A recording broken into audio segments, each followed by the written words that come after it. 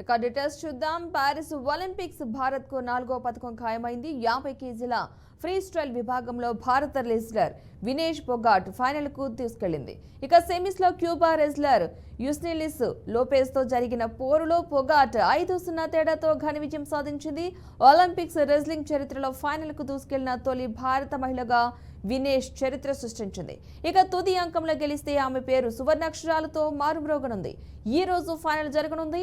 ఈ ఒలింపిక్స్ లో రెజ్లింగ్ విభాగంలో ఇదే తొలి పతకం కావడం విశేషం.